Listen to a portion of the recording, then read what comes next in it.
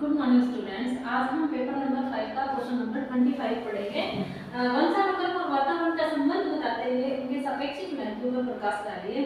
मतलब कि बच्चे का जो विकास है उसमें वातावरण और वंशानुक्रम का कितना प्रभाव पड़ता है। तो दोनों चीजें क्या होती है, एक सिक्के के दो पहलू हैं। जितना इफेक्ट वातावरण का पड़ता है उतना वंशानुक्रम का भी पड़ता है। तो टीचर है उसको इन दोनों चीजों को ध्यान में रखना पड़ता है कि बच्चे पे है वो वातावरण का कितना इफेक्ट है। अगर बच्चा है वो गलत प्रक्रिया कर रहा है तो उसको सही डायरेक्शन में लेके जाना। तो ये चीजें क्या होती है, ये बच्चे को वातावरण से मिलती हैं। और वंशानुक्रम वो होता है जो जन्म से पहले गर्भावस्था से ही उसका स्टार्ट हो जाता है, वो होता है वंशानुक्रम। तो विकास की किसी भी अवस्था में बालक या व्यक्ति की शारीरिक, मानसिक और संवेगात्मक विशेषताओं की व्याख्या करने के लिए साधारणतः वंशानुक्रम और वातावरण शब्दों का प्रयोग किया है। दोनों चीजों का प्रयोग किया है, वंशानुक्रम और वातावरण का।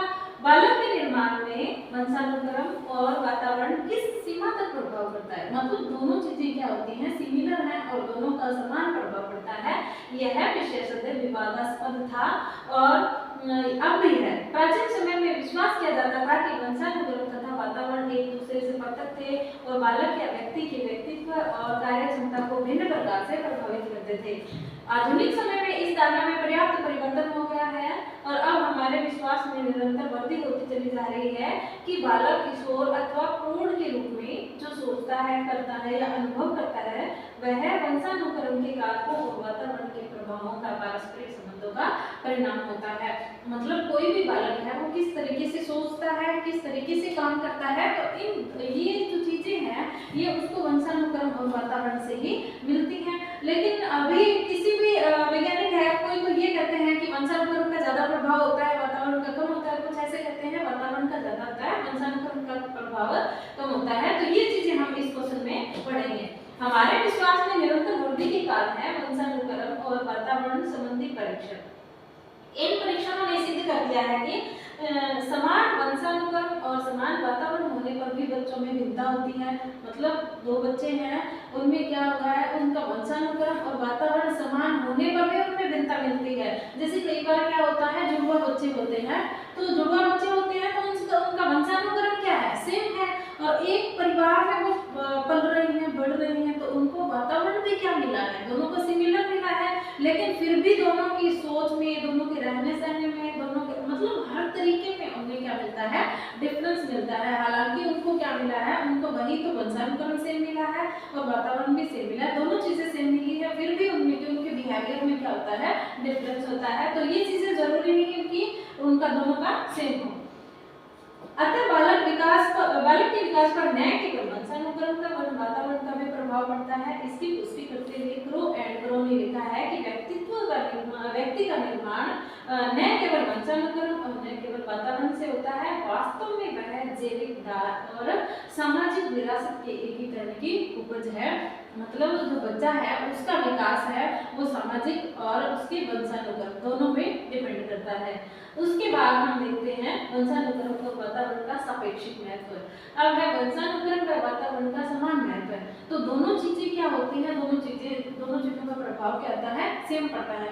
लेकिन कुछ वैज्ञानिकों ने ऐसा कहा था कि वातावरण है उसका ज्यादा प्रभाव पड़ता है, वंशानुक्रम का कम पड़ता है। तो ये दोनों चीजें सिमिलर होती हैं। जैसे आपने एक एग्जांपल ले लेते हैं, कोई भी गाड़ी होती है उसमें इंजन भी जरूरी है और पेट्रोल भी जरूरी है। तो दोनों चीजें हैं वो वंशानुक्रम और वातावरण को आप मान लीजिए कि ना तो पेट्रोल के बिना गाड़ी चल सकती है और ना ही इंजन के बिना। तो ये दोनों चीजें क्या होती है, दोनों चीजों का समान महत्व है। वैसे ही जो वंशानुक्रम और वातावरण है उनको अगर एक को अलग कर दिया जाए तो बच्चे का विकास नहीं हो सकता। इसीलिए दोनों चीजें क्या आती हैं, समान जरूरी है।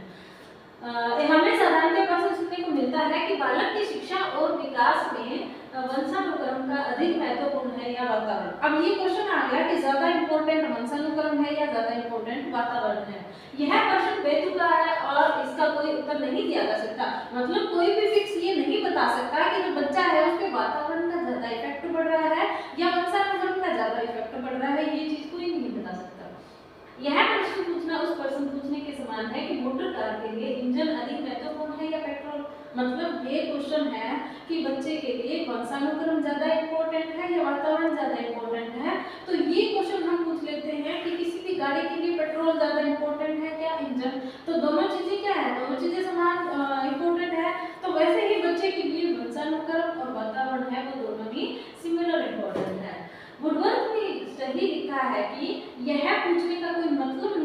बोलता है कि व्यक्ति के विकास के लिए वंशानुक्रम और वातावरण में से कौन सा अधिक महत्वपूर्ण है, या दोनों में से प्रत्येक पूर्ण रूप से अनिवार्य है।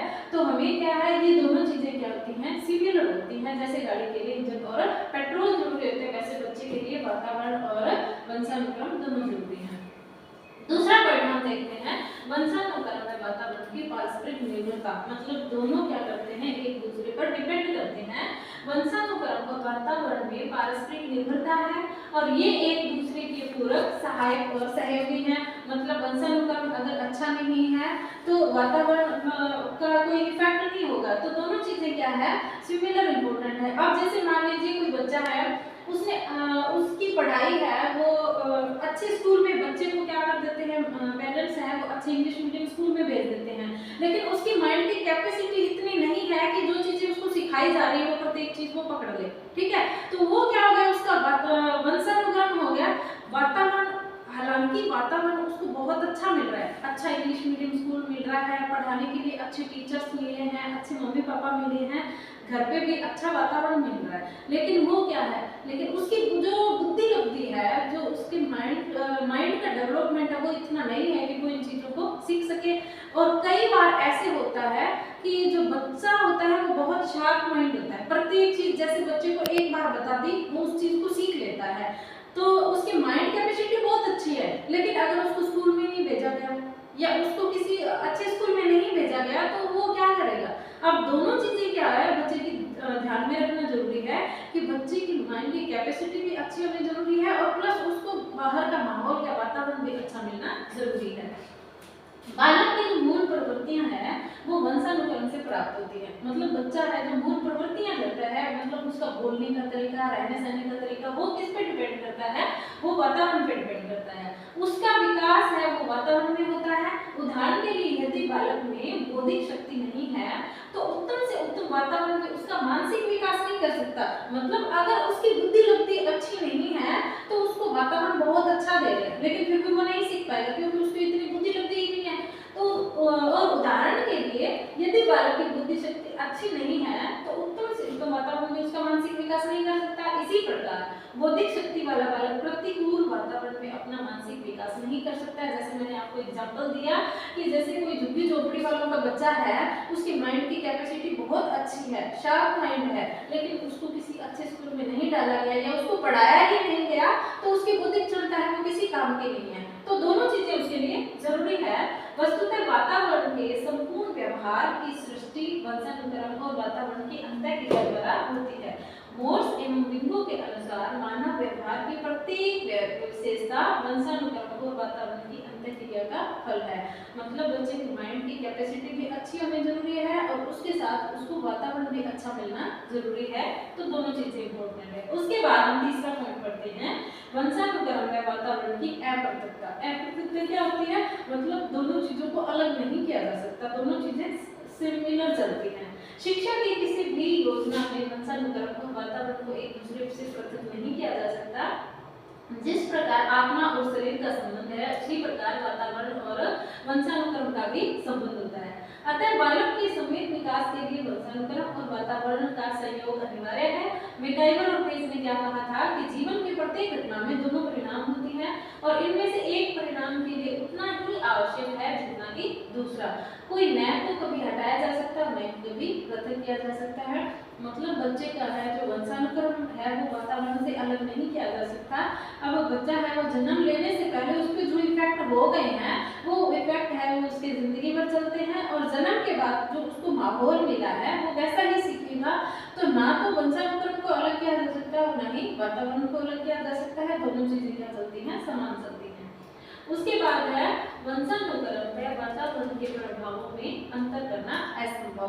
प्रभावों में अंतर करना असंभव, जैसे मैंने आपको शुरू वाले पॉइंट में ही बताया था कि कोई भी ये नहीं कह सकता कि बच्चे पर वंशानुक्रम का ज्यादा प्रभाव है या वातावरण का ज्यादा प्रभाव है। ठीक है, तो कोई ये नहीं बता सकता कि बच्चा है वो उसकी जो मानसिक क्षमता है या जन्म लेने के बाद उसको सामाजिक वातावरण मिला है तो उसको कौन सा ज्यादा अच्छा मिला है। ठीक है, ये कोई नहीं बता सकता, दोनों चीजें समान होती है। यह बताना असंभव है कि बालक की शिक्षा और विकास में वंशानुक्रम और वातावरण का कितना प्रभाव पड़ता है। मतलब दोनों का प्रभाव कितना है, ज्यादा वंशानुक्रम का है या ज्यादा वातावरण क्या है।